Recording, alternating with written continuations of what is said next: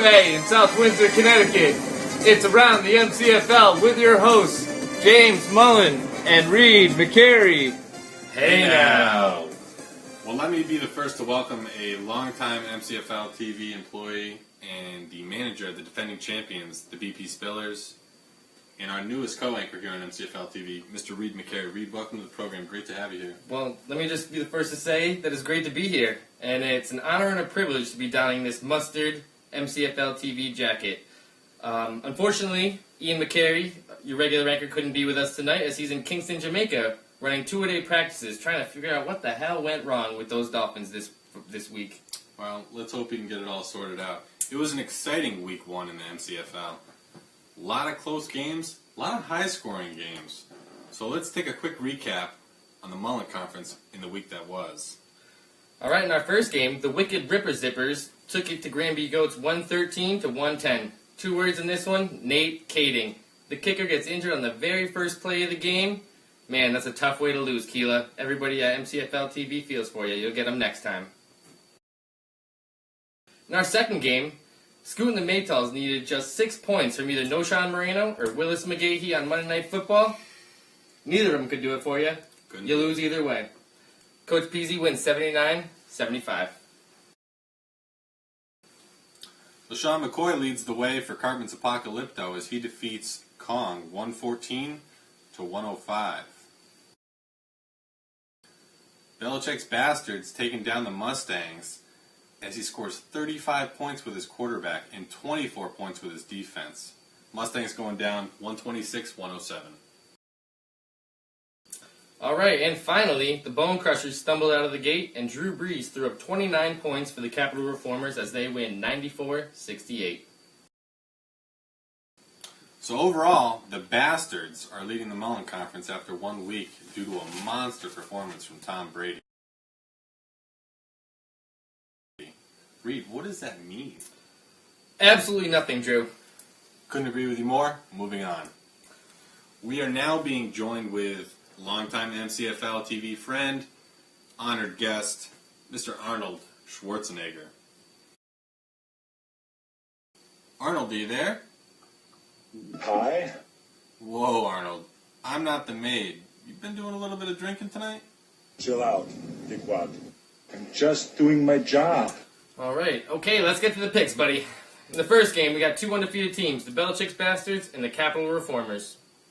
I want to know what's going on, and I want to know right now.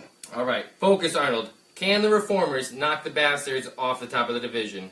They're really inconsiderate. Yes. Okay.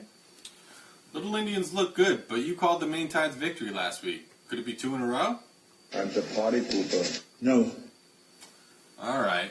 Next up, Scoot and the Maytals versus the Mustangs. There's been some heavy betting on the Mustangs in this on Bodog.com.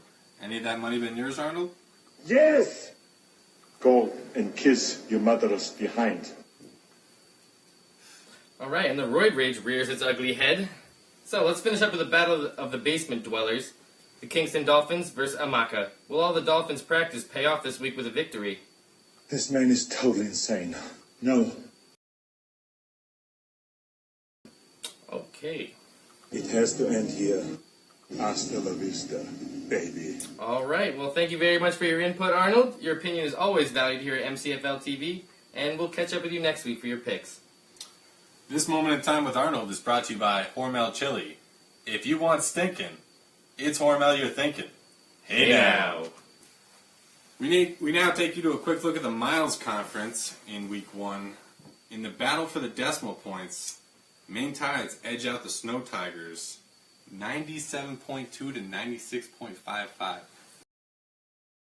0.64 points was the difference. Well, that's why we've installed the decimal point rule. No ties here. That's right. Not even Brady could save Amaka from the tsunami this week as Nadamakan Nation rolled through to a whopping 107 to 81. Next up, Moon's team just couldn't miss as everybody on his team went off as he edges out Reynolds Wrap 134 to 100. Just a tough week for the would-be champs as Blunt and Bow were no show. Ramacorns take it 103-85. With Matt Forte leading the way for the Little Indians, they edged out We Need Rain 2011, 111 to 79. With that, let's take a quick look at the standing for the Miles Conference. Leading the way, Rough Riders. Next, go to our weekly awards segment. Tell us about some of them, Scoop. Well, we had our top team scorer, and that goes to the Rough Riders. I mean, Moon's team was really firing on all cylinders this week, putting up a whopping 134. Enjoy it while it lasts, Mooner. Next, we had our top individual performer. Surprise, surprise, and I know all the homers in New England will love this one. Tom Brady putting up 35 points on Monday Night Football. Not even the humid air nor those ugly Dolphins uniforms could distract Tom from putting up such a mega fantasy night. You got that right. Next, with our low team of the week, we got Billy Reynolds' Bone Crushers. Now, sure, the injuries to Colston and Jackson definitely hurt, but maybe starting Mike Tolbert would have helped. He just gets out 68 points from the boys this week. Next, we got the Toilet Bowl presented by Hormel for the worst individual performer this week, and that goes to the Steelers D, just getting -3 points for the Snow Tigers and the Mustangs. I bet they're not too excited about that. Lastly, we have our Bonehead Coaching Play of the Week. Now, you might be surprised with this one. Moon Mullen leaving 29 points on the bench with Steve Smith. What were you thinking starting Kenny Britt? Measly 25 points. Man, I can't believe it for one. But with that, we go to the Power Rankings presented by Hormel Black Label Bacon. Hormel Food Groups. We're not just hot chili with beans. Fifth in the Power Rankings this week, the Wicked Rippa-Zippas. Fourth, the Little Indians. Third, Cartman's Apocalypto. Second, the Belichick Bastards. And number 1 this week, Rough Riders. So that's all for Around the MCFL this week. We look forward to seeing everyone this Friday at the Bond Ballroom in Hartford, Connecticut. All right, and with that, we want to give a special congratulations to Capital Reformers owner Alex McCary taking that final leap into the end zone of life.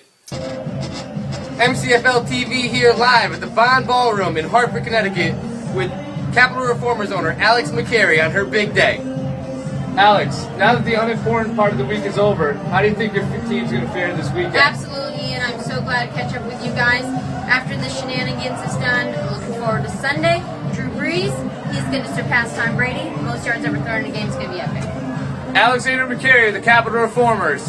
Hey now! And here we are with Keela Mullen of the Granby Goats. Hey now! Hey now!